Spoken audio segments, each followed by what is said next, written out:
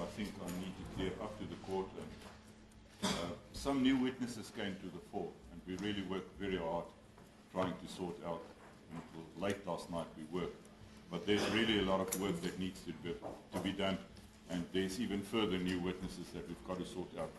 I know it's not an open-ended matter, but still we've got to listen to these witnesses and ensure that it's not toy on horses that's been dumped on us, my Lord. So it's very important that we take it carefully and that we consult with these witnesses, my Lord. We've got other witnesses for the day. We did consult with Mr. Adam, my Leonard Jr. will lead her. His evidence, my Lord, but there are two other witnesses that the state is really looking and checking the records and consulting with the witnesses. And we must just take it carefully, my Lord. Well, we shall stop all other activities tomorrow. But then, as I said, I'll only be prepared to listen to witnesses that would be or would have been in the vicinity of John Foster Square on that day. Any other fellow witnesses will not be listening openly. If those witnesses are members of the security branch who were in John Foster Square, or members of the uniformed police who were there, or a civilian who was there, I will be prepared to listen to such witnesses. Beyond that, I think we need to reach a stage where we must then begin to listen. As the court pleases, my Lord, I'm working with General Eleanor Groenewald in this regard, and we're really checking to see that it's relevant witnesses for this court. But some of them is also scared, my Lord, so it's also important that we check properly, my Lord. Yeah, please go and do that. You have assistance of the Premier. Yes, I've got the assistance. And how much time are you going to need? My Lord, I'll work and we'll work through the weekend till next week. Obviously, over the weekend, we'll see some of the witnesses conclude, see if they're relevant, take their statements. So we will not be able to conclude before the weekend. I'm thinking that we will go into next week at least till Tuesday, my Lord.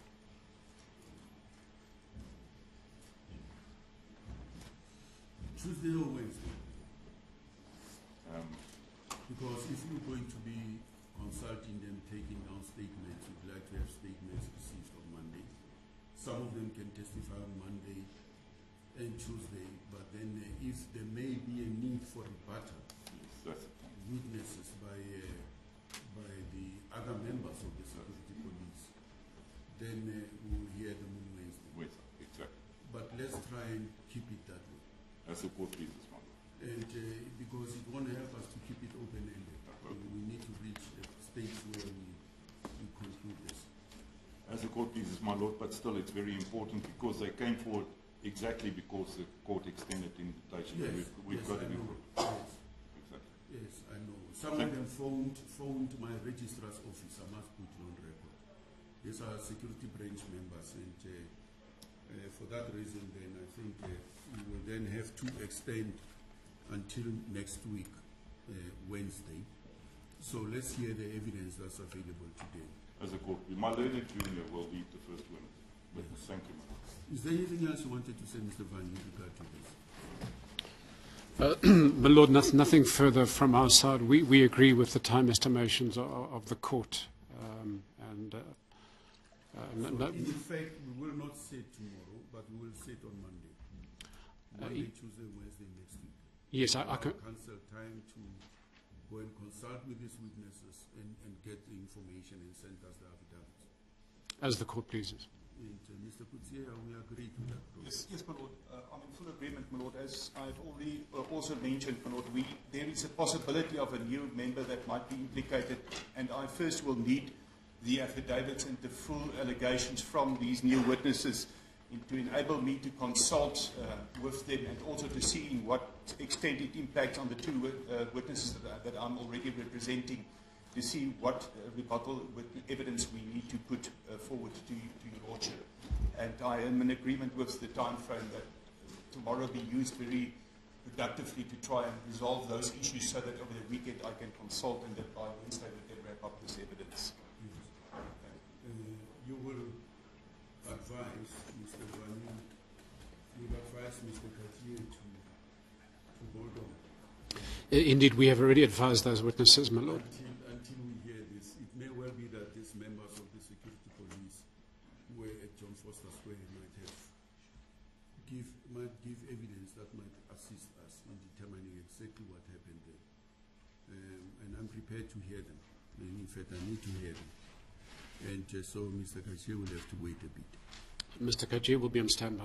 Yes, and so is Mr. Rodriguez. We won't hear him tomorrow. Yes. We'll have to hear first these police witnesses, so that then if he needs to respond to what they have to say, he will then come in at the end and say that. So tomorrow he need not come. He must just prepare himself to be here sometime Wednesday next week. Yes. We'll proceed then. Thank you, my lord. My learned junior will back. As the court pleases, my lord. My lord, the state calls Mr. Adam.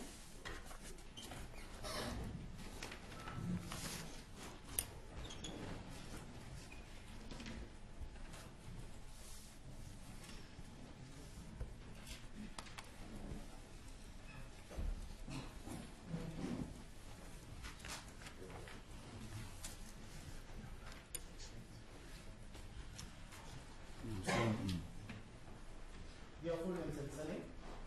Abdullah Muhammad. Do you have an objection to taking the oath? No. Do you swear that the evidence that you're about to give is the truth and whole truth?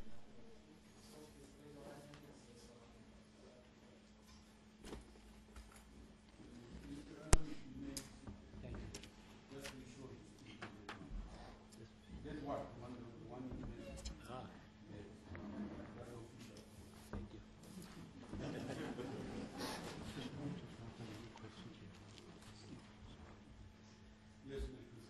As the court pleases, my lord. Mr. Adam, is it correct that you are in possession of your statement that's before you? That's right. You confirm that is your statement? True. You confirm that is your signature? That's right. You confirm the contents thereof? Yep. My lord, I beg leave to hand in the original to his lordship. Maybe mark H20, my lord. H20, my lord.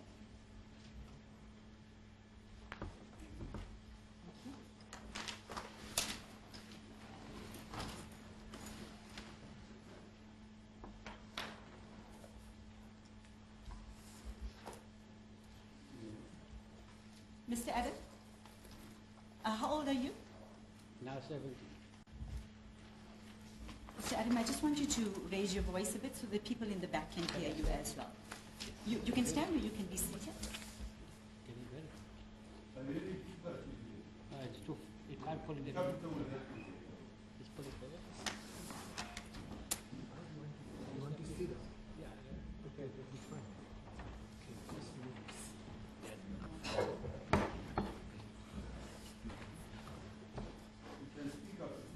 Sure. Okay. Thanks. Thank you. Mr. Adam, Dollar's Garage, do you know it? Yes, How? I work there.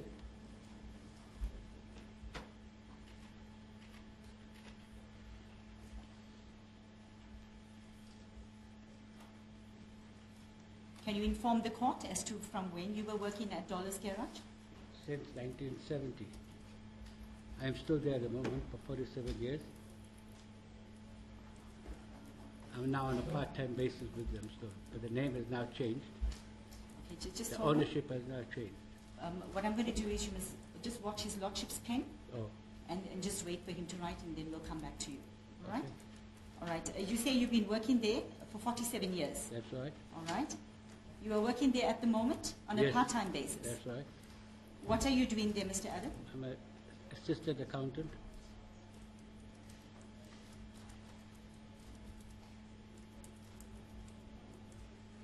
In 1970, am I correct to say that this place of employment was known as Dollar's Garage? That's correct. Presently, what is it known as? Now it's Codeco. K-U-D-E-K-O. Codeco. Can you spell it for the court? K-U-D-E-K-O. Yes. Yes. Auto body. It's a panel beating shop. This Codeco Auto Body, in relation to John Foster Square as it was known and now is Johannesburg Central, how far is it from each other? Right opposite.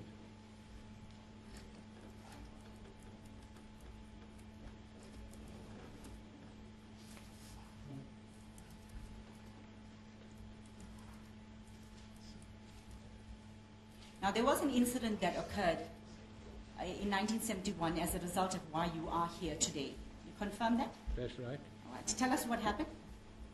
Well, it was about mid-morning, around our tea time, when the boss called me in. Stop there.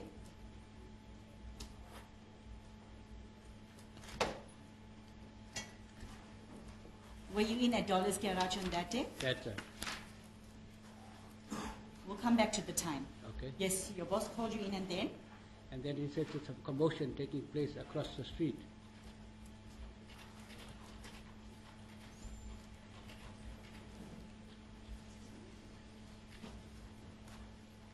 Yes. So I walked across, Yes. and they laid a body in the bush, in the shrubs. Where was this body line? In the shrubs away. And the shrubs, shall I say, the street is Main Reef Road, Okay. right? And the body was lying near the building. Which building is John this? Foster Square at that time, now Joburg Central Police Station.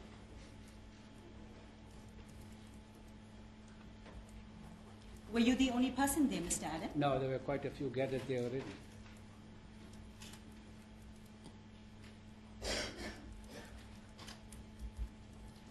Before we go on to what you saw, how long did it take you from the time that you received the report up until the time that you went across?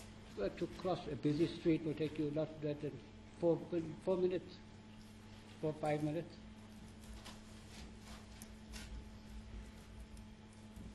Did you wait there long? Well, as we got there, we were pushed away, chased away. Who chased you? Well, I assume that the security cops, police, sorry, It was who? security, Why do you say that? because they were some authority. Were they in uniform? Can you remember? I can't recall that. Can you remember the race? Mostly white. Was it only you that was chased away? No, all of us.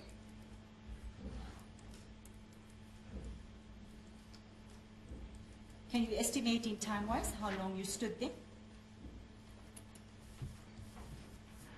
2, 3 minutes.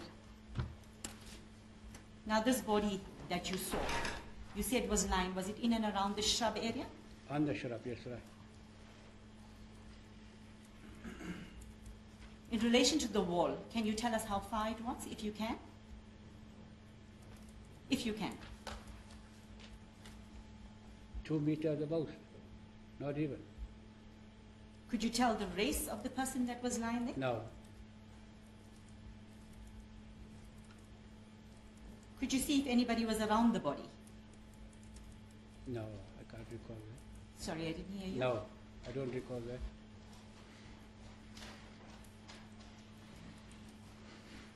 Can you recall how the body was lying?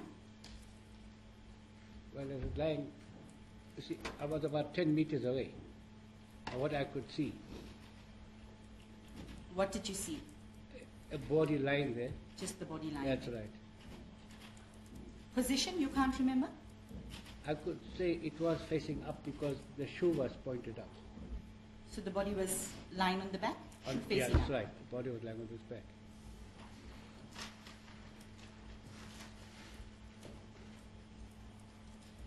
For those few, for that time period that you were there, did you see the body being moved?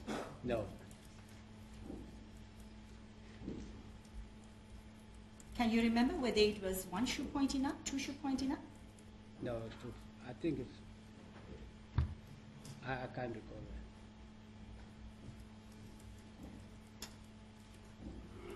that. Mr. Ahmed, at the time that you crossed over the street to go to the area where the body was lying, was there any obstructions, any gates, burglar guards? No, Maybe? at that time they had no burglar guards. So it was just an open access. Open area with a garden light, with a push body light. After you went back across, did you go back into the building where you were working? Did you stand around and look? No, not for long though. We stood across the street and went back to my duties. Did you ever see an ambulance coming by? No, Now, let's Let's go back to the time.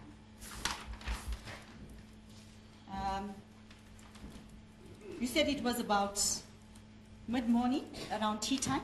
True. Why do you remember this, Mr. Ahmed? Because we looked forward to our tea time. We never had breakfast. Okay, I want you to take this slowly. We looked forward to our tea time. Why? Because we didn't have breakfast. We got up early. Slowly. You said you started work 8. No, we got up early. You got up 8. Yes, sir, with no breakfast. And At when- home. What time did you start work? 8 o'clock. 8 o'clock. And what time was your tea time? At about 10, 10:15. You sure about it? 100%. Now, at the time when your boss called you, as you called him, had you had your tea? Not yet. The tea was served, so I was upset. I said, why is he calling me now and I can have my tea? Or they had just served tea? That's it, yeah. And he called you? And he called me to, that's it.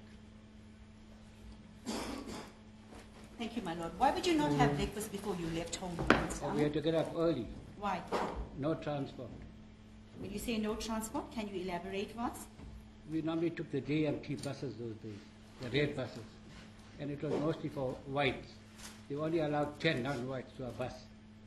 But when the bus came along, it was full. So we had to wait for the next bus, and the next bus, and the next bus.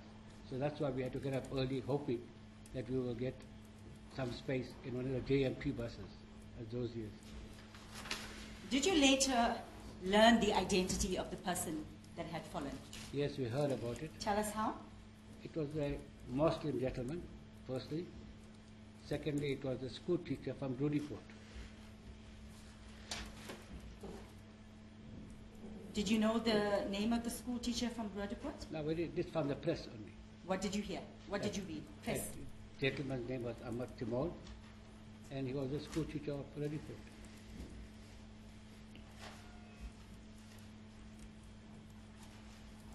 How long after you had seen the body, observed the body, did you find out that this gentleman was identified as Ahmed Timol? But it was in the press thereafter, was it?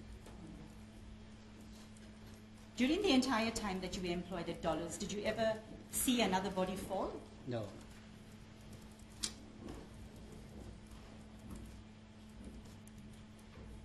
Mr. Ahmed, there was an inquest, a formal inquest that was held early in 1972. Were you aware of that inquest? No. Now, Mr. Ahmed, I see that your statement that's before you is dated today. Yep.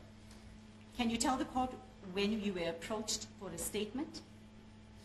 Oh, you and some gentlemen, ladies and ladies, came along sometime in June. Was it June This of year, this year? this year. Yes. Requesting anybody who had seen. Where were you when you were approached by How that work? a whereabouts? That's it. At where you work, working at the moment? That's it. And your statement was obtained when? This morning, actually.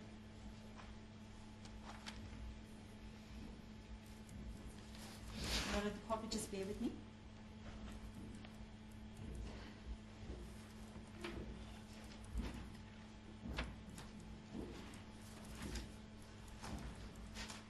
I have nothing further for this witness, my lord.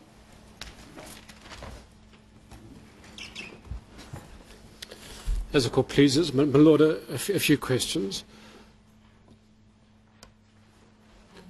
Mr. Adam, we can return briefly to where you were when your boss called you in. That's right. You said you were having tea.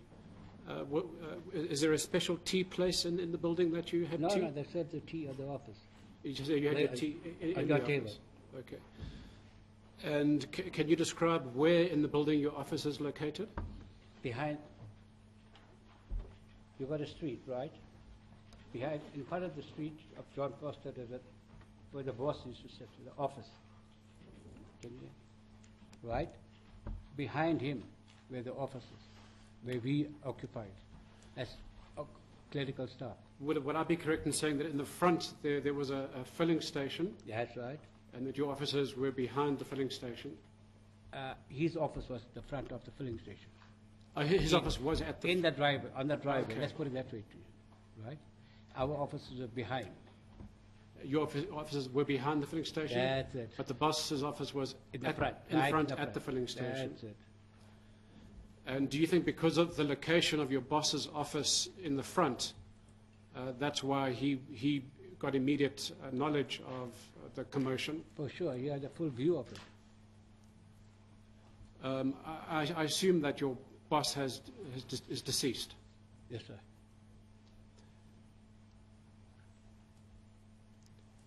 So did the boss call you, or did he come over Picked to up you? his phone. We had an internal phone. He called me on the phone. He said, come through, Come down. and you went immediately, Yeah, about 2 seconds later. 2 seconds Yeah, later. about 2 seconds later. So when you arrived in your boss's office, in your evidence in chief, he said that there's a commotion and please investigate. Not investigate. You said, what's happening there? Have a look at it. He asked you to go take a That's look. right. Have a look. The commotion was there. People were there. So at that point, did you then immediately attempt to go take a look? Across, that's right. You crossed. And how long would it have taken you to cross the street? It's a busy street. The cars are on both sides. 3 to 4 seconds. 3 to 4 seconds. So Not when 3 to 4 seconds. 3 to 4 minutes. Sorry. 3 to 4 minutes to Yeah, cross the road? Yeah. That long? Because that it takes. It's a busy traffic. A busy street. Okay.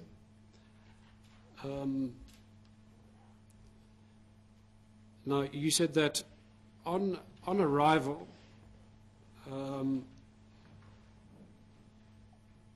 you noticed the body, but at that particular point, was there anybody else present near or around the body? Yeah. There were people there already. There were people there That's why already? he saw the commotion. Right. And how many people around or near the body, approximately? I won't guess now. But more than one? Yeah, definitely. That's why he saw a commotion. People were A commotion. gathering there, and there was a commotion. So we're talking at least a handful, maybe more? Yeah. And in your evidence in chief, you made the assumption that these were all security branch, Not all. They included spectators as well. included spectators. Because we were chased away. You were chased away. So of course they went away with me as well. Do you think any spectators got very close to the body, maybe next to the body? I don't know. I You can't don't know. recall. Okay.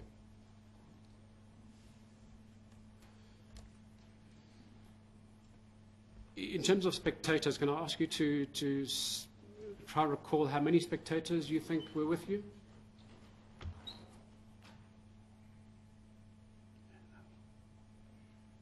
You can't There were recall. quite a few, But more than one? Yeah, definitely more than one. Okay. Now, in your evidence in chief, you said that the body was about 2 meters from the wall. Just to be clear, you're not talking about the edge of the building. You're talking about The edge of the building. You're talking about the edge of the building. Okay. Did you notice a small wall that separated the garden from the pavement? Yes, it was. Oh, sorry. Sorry, it was. There's a wall. Yes. Like a step, like a barrier from the pavement. Yes. But a very low barrier. You Yeah, can you easily can step over it. Definitely. Mr. Adam, just to assist the court, you can't just nod your head because we need your answer on the record. Sorry. So you have to say yes or Oh, no. yes, it's a small wall. Thank you. You mentioned that you stopped, but correct me if I'm wrong, about 10 meters away from the body. That's Is right. that right? Were you standing on the pavement overlooking the wall? That's it, looking towards the wall. Not that wall. That wall was there. The wall was there. That's it. But you didn't step over the wall. No, So you were not in the garden? that's it. Were you on the pavement or were On you the pavement, yes, right. on the pavement, Yeah, but with not the weight- road? Not on the road. Now, you were able to get a glimpse of the body before you were chased away. That's it. Can you just remind us how long were you able to stare at the body? Not even 5 minutes, where they asked us to disperse. Not even 5 minutes? Yeah. Was it as long as 5 minutes? No, less than 5 minutes, I have to say. Less Just than got there and they said, hey, move it up. Yes. Now, just to return to the orientation of the body, you have testified that the body was on its back, and that the shoe was pointing up. The shoe was pointing up, and I noticed you only say one shoe. You couldn't see very much. As I said, the shrub was there, the body was there. I couldn't even see his clothes, what clothes he had on. Right. Did you perchance see another shoe maybe lying in the garden? And may I ask you, in which direction was the head pointing? East. East. Where would east be? Would it be away from the building? Or? If I stand forward looking at the building, it will be on my right. The head was on the east, the feet was on the left, on the west. So just to assist the court, would the feet have been facing the double-decker highway? Yes, that's right.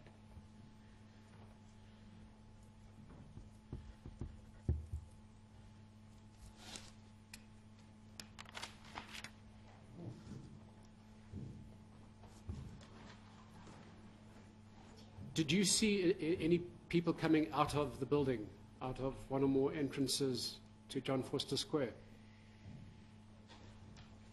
While you were standing on the pavement, did you see people coming and going from the building? No, my focus was on the body. Okay.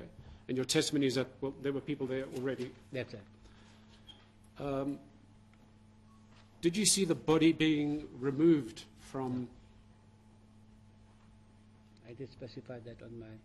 Yes. No, we just No, double I didn't see check. an ambulance or the police van or anything taking away the body. So by the time you were chased away, the body was still there? That's right. And at no time did you see individuals pick up the body? No. Right. And while you were there and there were police officers around the body, did you see what they might have been doing No. to that body?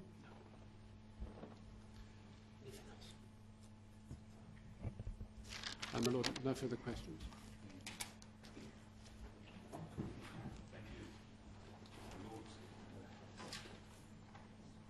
So at your filling station there where you worked, were there customers filling up their vehicles at that station?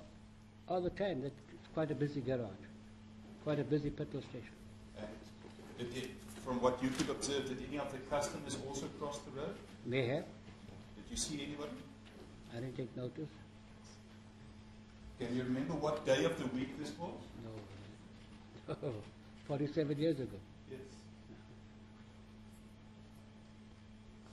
It's not possible. We cannot remember. No, the day, no.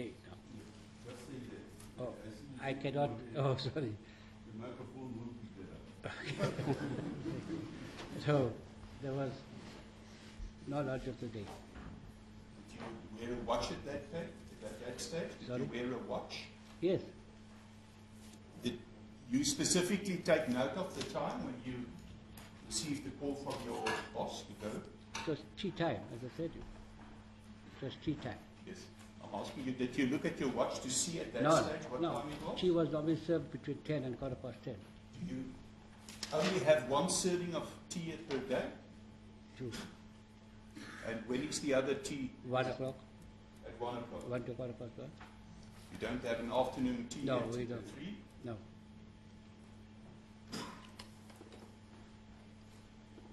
So when you saw the body, can you remember whether anybody was touching the body as it laid on the floor, on the ground there? Oh, no, I can't recall that.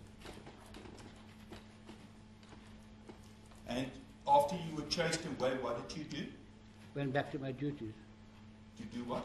To my duties. Did you have your tea? The tea was cold by then. So, just to get that clear, so you returned and you continued immediately with your duties? That's it. No, not immediately. It's quite a while to walk back to your desk, Yes. right? And I asked for a new cup of tea, a warmer cup of tea. Yes. And you had your cup of tea, and then you did your duties. That's it. So, So then, did you not go and report back to your boss to say to him, this is what the commotion was about? There's a dead person lying on the floor in front of John Foster Square? I just said it's a body lying. That's what I told him. So this must have been quite a important event, rather a shocking event that Horrific, you have noticed. more like horrific. We were scared. Did you tell people about it? The fact that you saw it, did you make it known to people that you actually saw the body lying there on the ground in front of John Foster Square? Of course, that evening I spoke to my friend. And I suppose that you read also the newspaper reportings quite diligently to find out what it was all No, about. not at that time. No, I didn't follow the inquest thereafter. Did you not? No. But among the community they were speaking, it was a Muslim gentleman, there was a school teacher, there was some road report. And in the newspaper clippings of what you've read, was there any time did they say that he fell? At what time did he fell? I never read that, never saw the report.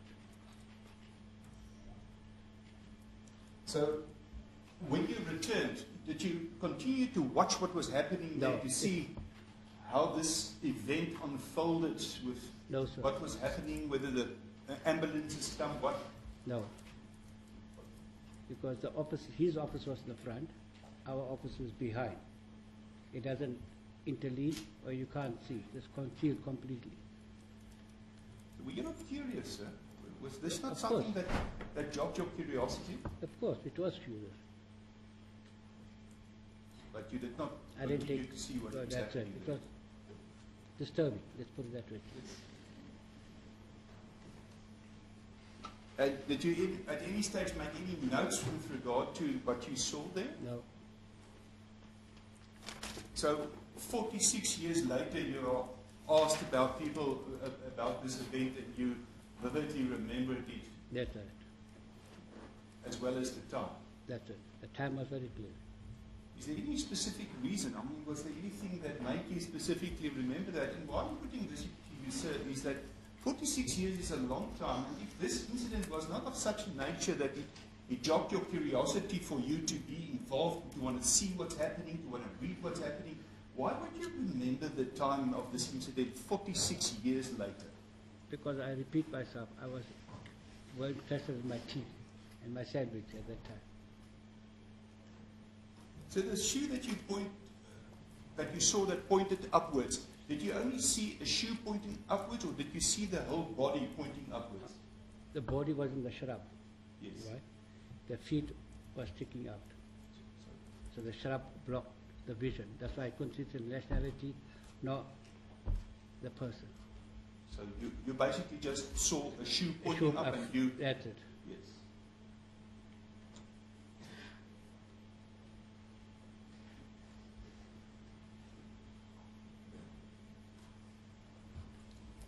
So the instructions from the police there is that this matter happened in the afternoon in the vicinity of 4 o'clock. At what time do you finish work? 5. Did anything else happen that day that draw your attention towards John Foster Square? No, There were no sirens going there.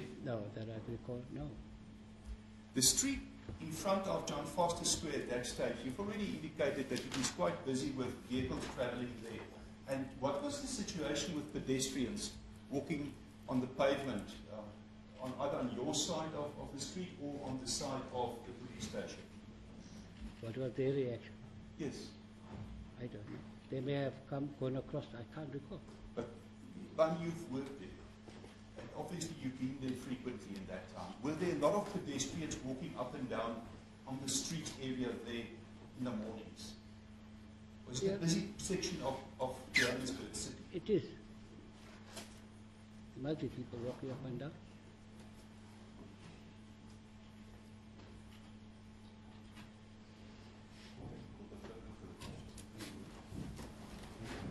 None, my lord.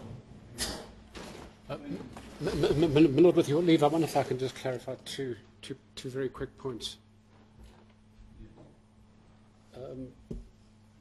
Mr. Adam, from your vantage point, could you see whether the individual lying in the shrub, whether he was alive or dead? No. You couldn't No. see breathing or anything of that nature? No. Lastly, if the body was blocked by shrubs obscuring your vision, how was it that you could still see that the head was pointing towards the east? Because his feet was on the left. No further questions. Then. None, my lord. Thank you. Perhaps it would be an appropriate time to take it from there.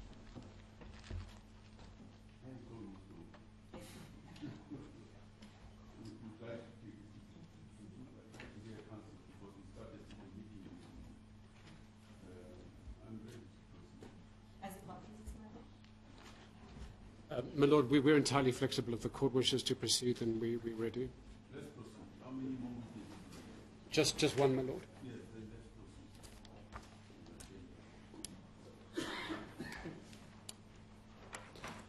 My Lord, our next witness is the forensic pathologist, Dr. Steve Naidu. With your leave, we'd like to call him to the stand.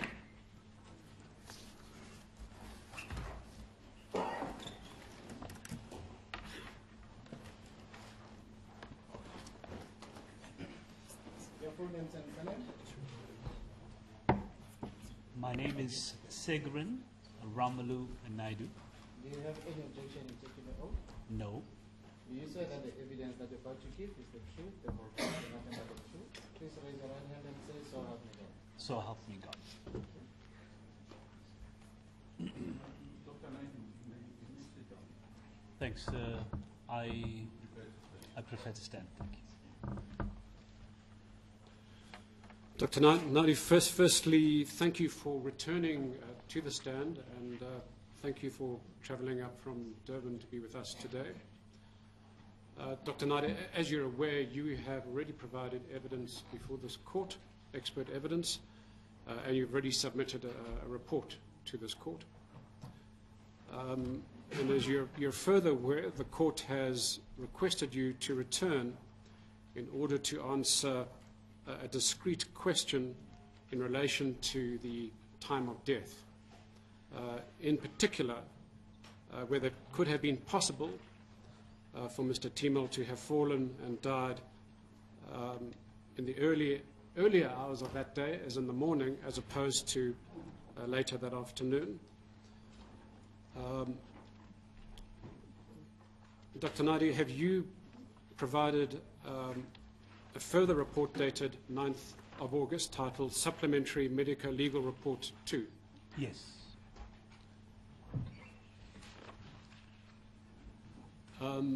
Your Lordship, my junior has just advised me that we haven't as yet handed up this particular report. We'd like to do so now. All the parties have a copy, and we'd like to mark it Exhibit C17. Yes.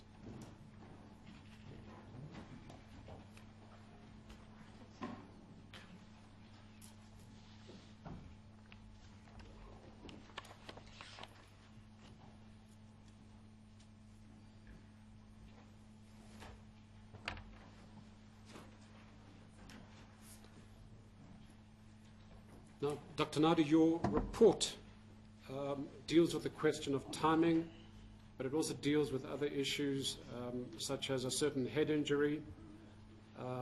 We're only going to deal with the question of timing this morning. Your submissions in relation to the head injury are in writing and will be before the court, but just to advise you that this morning's testimony is confined to the question of timing. Now, Dr. Naidu, in your report, you have set out the extents and limits of medical science in determining the time of death. Yes. Can you set out for the court what those are? In my own words, not quoting the author that I've cited,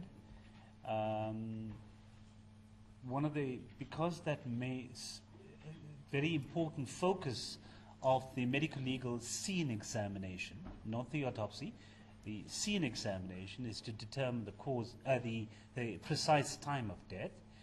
It is also important to recognize that it can only be expressed in a range in time between two knowns, and that is the last time, the two knowns are the last time the deceased was in fact confirmed to have been alive, and the second known is the last time, well, the time he was found dead or known to have died.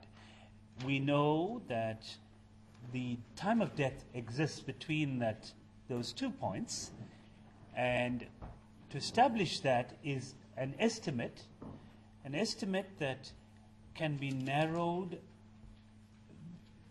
with scientific examination and testing to the best we can do, but it's still expressed as a range, and it's still an estimate. I would like to just specify that when you express a range, it is accurate in that the time of death is within that range, but it's not very precise because you can't narrow that range adequately to the way we would like to have it. That would be the doctor's examination. That's right. Of time. Yes. And that would be independent from other factual evidence that may be around. That's right. Purely on the scientific medical evidence, my Yes, lord. if we were to assume that there were no witnesses and a body has been found, and there's no information indicating when the person passed on, so the doctors examining the body would be able to work within a range, That's correct. taking into account what?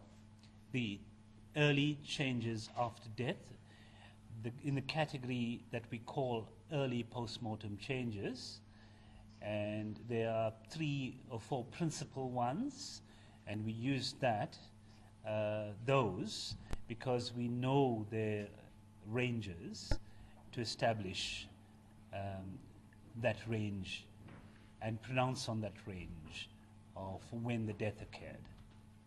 The reason why you were recalled, Doctor, is that we are having evidence here where, in terms of Mr. Rodriguez, Yes.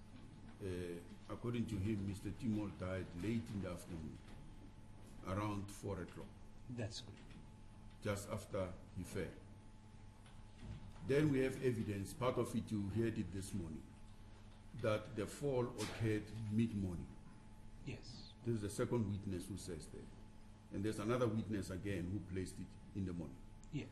Now, when I looked at the report, medical legal post-mortem examination, it states here on the first page that the deceased was found dead as informed on 27 October 1971. This is now Dr. Skipper's writing. That's correct. Then he says, and then in brackets, the time of death was not recorded. That's correct. Now, I take it there's a difference between the time of death and the time when the doctor confirms or declares that the person is dead. Yes, my lord. Now, here you point out in your report about what Dr. Kemp, who was first on the scene, said concerning his declaration of death. I thought I saw it here. It must have been on the, I think it's on the, where you quote him, the Afrikaans version, as well as you give an English translation. That is on paragraph 7 Yes. it of is. this report that I've just received now. Yes. And what do you make of this? Assuming he was right, he was called in at 15:55, and he arrived at 16:05, according to what you've written here. By the way, you took this information from his affidavit. That's correct. Yes. And he examined the body, and he concluded in Afrikaans as follows: waar die liggaam van 'n indierman aan my uitgewys was. Met ondersoek het dit vasgestel dat hy reeds dood was. Hy was pas dood. He made it recent. Pas recent. Now, in light of this and the evidence that I have, that's the difficulty I have. That's why I asked you and Dr. Holland to come through and help me clear this. What was the time of death? Yes. Allow me to state then, to rephrase what I think the court, to see if I'm correct. Yes. The court wants to understand the use of the word postuit, the use of the word a recently dead person. I think that's the core need today for this court. And I'd like to state that the way we see it, as a forensic pathologist, as a doctor, recently dead would mean a death that is fresh, but not exhibiting any signs of any obvious post-mortem change. The short answer is that I would believe that recently dead would, because you are not seeing any changes of decay, it can range, in my estimate, between half an hour after death to about 24 hours. Recent would mean dead, yes, in your view.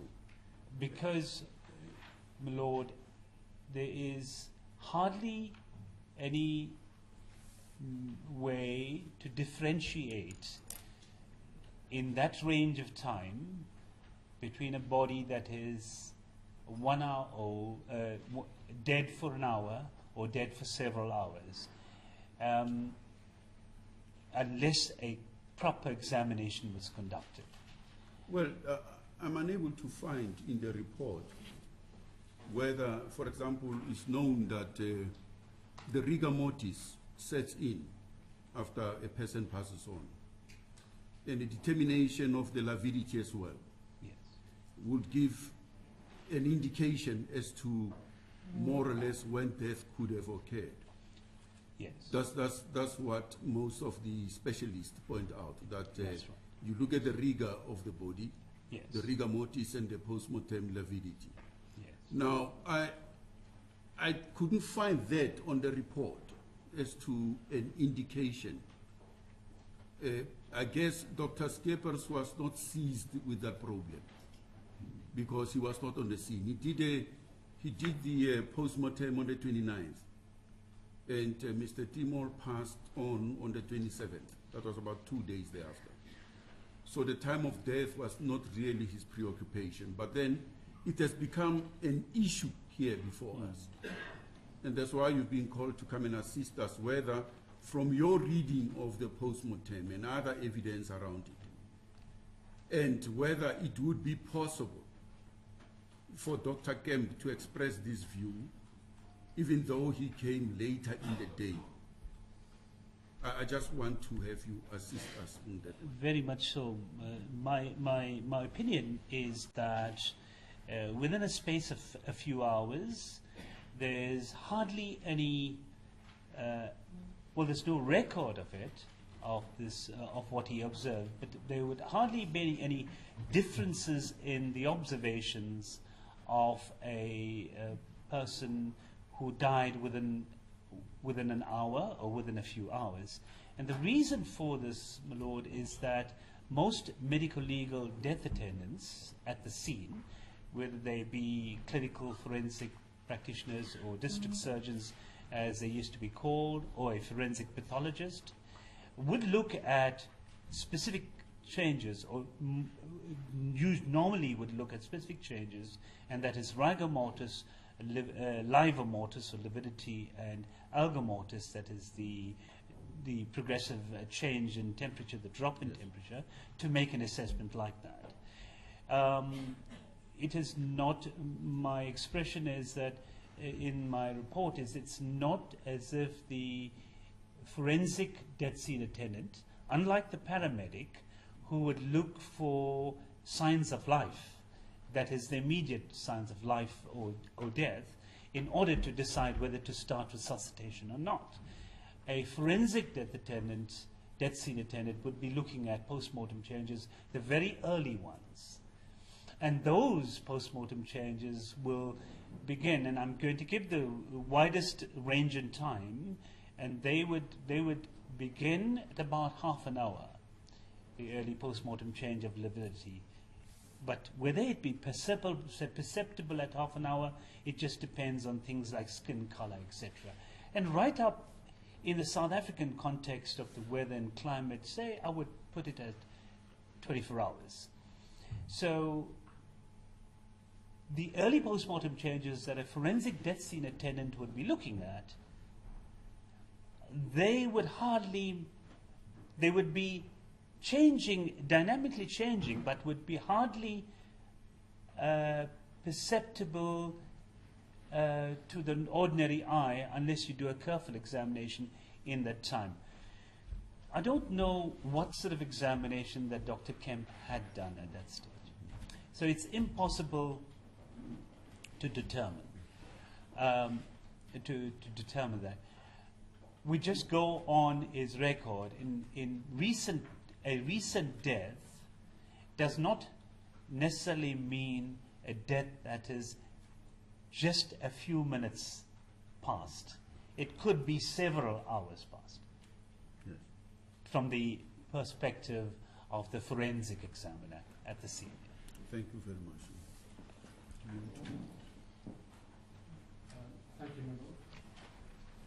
Dr. Nadu, if I can just draw your attention back to the post-mortem report, paragraph 3 of the schedule of observations. Yes. And I think this should be brought to the attention of the court. It says secondary post-mortem changes, none. That's correct. And what do you make of that entry? That the body had not started to alter and decompose, that the body was reasonably intact and not exhibiting any changes of decomposition. Alternatively, as you've testified a few minutes ago, perhaps Dr. Skepa saw no need to make any comments on that aspect. Yes, of course, yes. That is a very common possibility that the autopsy practitioner may neglect to describe that adequately. You also mentioned in response to a question from the court that paramedics who are typically on the scene first carry out some kind of standard death declaration. Yes. Can you describe to the court what that typically is?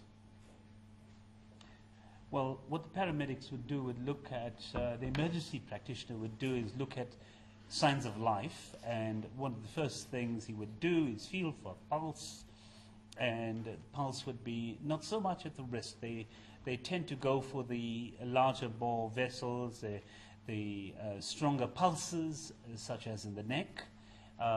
They will auscultate, listen to the heartbeat, for heartbeat at the same time, and also observe for breathing, looking at the expansion or the movement of the chest, and then, of course, look at signs of neural reactivity, such as, in particularly, looking at the eye, looking at the pupillary response, and maybe a gag reflex, etc. So what you're looking is for signs of life, and then making a decision as to if the signs of life there, I would immediately institute artificial respiration or resuscitation if I was a paramedic. And your report also makes reference to something called PMI, post-mortem interval. Correct. And that observations should typically be made of the early post-mortem changes. If there are any observations in addition to the ones that you've just mentioned, could you advise the court what kinds of observations would normally have been made? Additional to the... Well, in other words, what would be the objectives of an examination at the scene of death? Oh, yes. the objectives of any forensic examiner at the scene would be to capture as much information so as to be able to reconcile the history that accompanies that event with the findings, collection of paraphernalia that might help determine the nature of the death, observe the injuries or the lack of them, and of course determine the time of death. So those are probably the main purposes or the main objectives of that. Yes. And I'm actually just looking, actually, oddly enough, at a footnote that you have, footnote 3 it is, on page 3, because it includes those observations, but also determination of body core temperature. Yes. So that's typically done at the scene as well? At the scene, yes. And you've also mentioned that typically one would make an observation around the condition and soiling of the clothing, bloodstain patterns.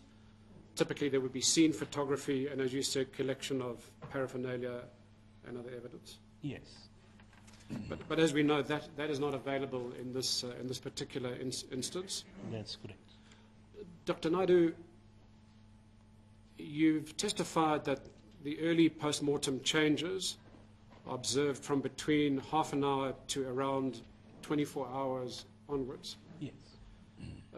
When you say half an hour, is it possible that it could be less than half an hour? Oh yes. The range is never precise. It's quite inexact.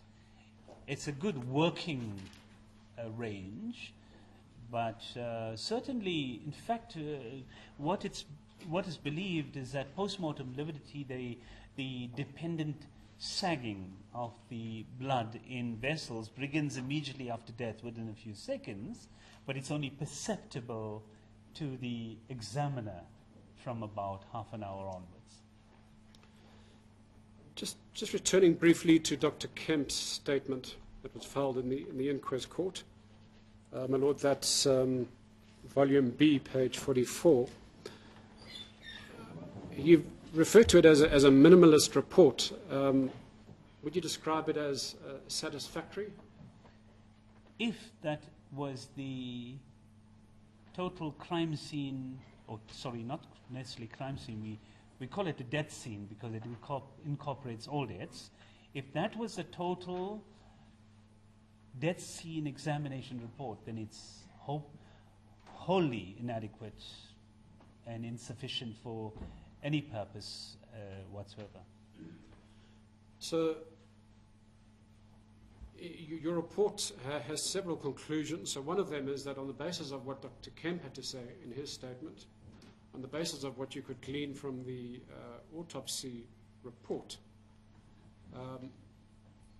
do you maintain that it's impossible to state what specific post-mortem stage the body was at? It's impossible to state that stage within the early post-mortem interval. Certainly we can state that the body was not decomposed, that rate of decay, because we know the body was reasonably fresh, or it would have, according to Dr. Skeppers, who mentioned no post-mortem changes. But other than that, it's not possible to state at which stage of post-mortem change the body was. Yes. And perhaps to cut to the chase, the bottom line, in answer to the question posed by the court, in your opinion on the available medical evidence, is it possible to say that this particular individual died in the earlier part of the day or died in the later part of the day? No, the medical evidence is not able to make that distinction, and I don't believe, and I stand here, and I don't believe, I stand here, I believe I can have the support of any reasonable forensic medical expert on the basis of the available medical evidence. There's no way to make that distinction as to whether the body would have been had died in the early part of the day or the latter part of the day. There's no way of saying it. I believe it can equally, it's equally possible that the person could have died in the early part of the day as it is possible in the later part of the day when discovered. And the person, of course, is Mr. Timol that you're referring to? Yes, I'm referring to this, in this context, this particular case. No further questions.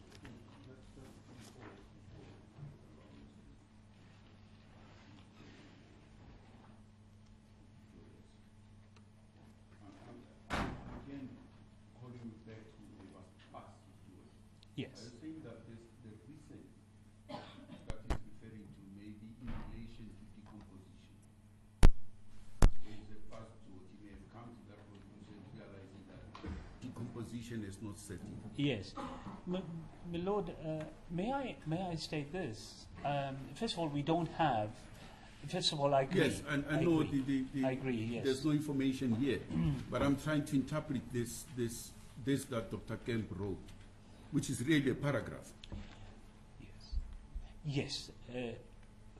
I do agree, and let me just summarize by saying that it's quite possible that Dr. Kemp's, because in his visible examination of the body, we don't know how long it took, because he did not see any changes of decomposition, he says he would have concluded in written form just dead, because there's no signs of decomposition. Yes. Okay. Yes, Dr. Peter. Thank you, my lord. Yes, your conclusion, actually, we find it in paragraph 35, the second sentence there. Certainly it's set out there. It's my opinion on the available evidence that the deceased could equally have fallen in the earlier part of the day as much as it would be possible in the latter part of the day when the body was first medically examined. Is that your point? That's correct. Thank you, my lord. Thank you very much.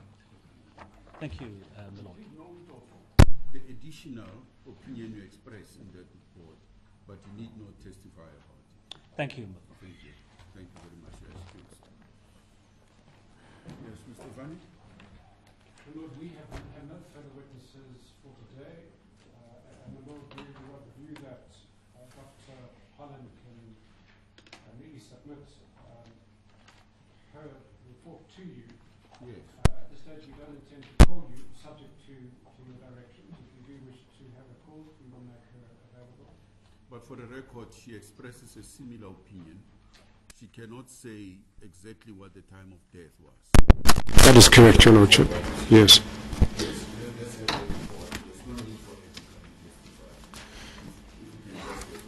But I want to go to first. Yes. And Your Lordship, we would like to hand up her report as well as a few other documents. Perhaps we can hand the bundle to your clerk.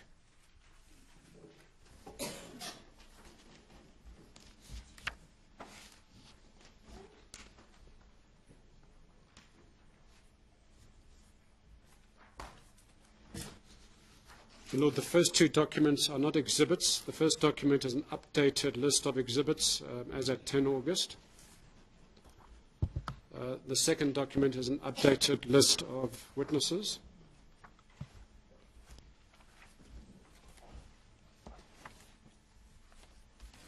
Updated list of witnesses. Which one is that now? Volume M.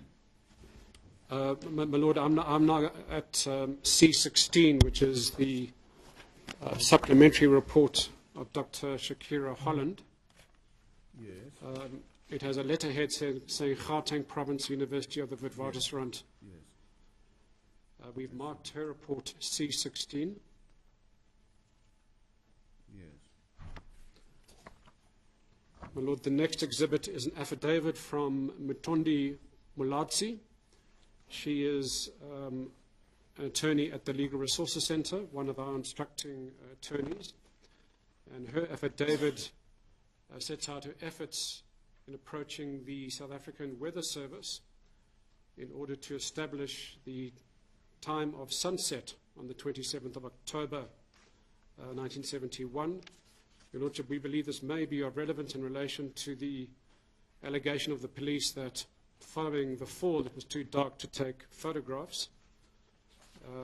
And as you will note from paragraph 7 onwards, through a method that is set out in this affidavit, the time of the sunset, the estimate for the sunset on that day is 18:20:57, so essentially 21 minutes past 6.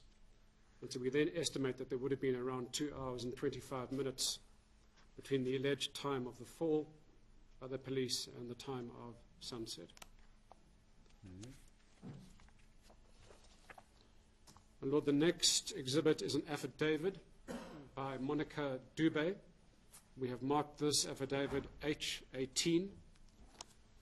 My Lord, we don't intend to call this witness. The import of this particular affidavit is that the deponent was detained in the early 1980s at John Foster Square, and she was interrogated, and one of her interrogators said that they would do to her what they did to Timol, which was to push her out the window. My Lord, the next exhibit is a page from the Truth and Reconciliation Report. We have marked it H19. It discloses a finding at paragraph 125 that one of the interrogators alleged to have been interrogating Mr. Timol, Captain Hans Gloy, attended an interrogation course in France with other individuals, including Roy Rus Swanepoel, who's also featured in the evidence, and we will make reference to that in argument. You say it's H19. I don't have H19 here. It should be a single page, Your Lordship, with quite small writing.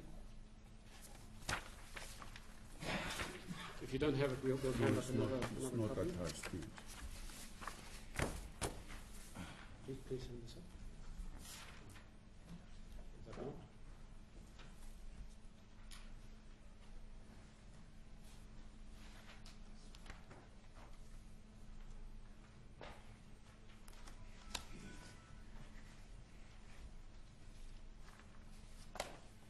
Yes. And finally, Your Lordship, we have Exhibit Volume M. This has already been handed up in its original format. Yes. And you'll recall these were the building plans, which were rather large and cumbersome. At the court's request, we have reduced these plans to A3 size, which can now be easily filed. Yes. Well, Lord, that concludes the exhibits for today. Thank you very much. And so, Dr. Pretorius, we standing down until when? I would suggest, my Lord, that we stand down until Monday. I'll keep all the parties informed as the consultations, and if any of the statements is finalized, I'll give copies of the statements to the relevant parties, my Lord. So, but I suggest we stand down till Monday for the conclusion of all the witnesses that should be seen, my Lord. Yes, I need to emphasize this again. It should be witnesses who were in the building in John Foster Square or around that building as at the time when Mr. Timol passed on. Should be on the 27th of October. Those are the witnesses that I would like to hear from, unless something out of the ordinary, but that is what I'm interested in. So that then we should come to an end on this thing. We'll then adjourn until Monday, 10 o'clock.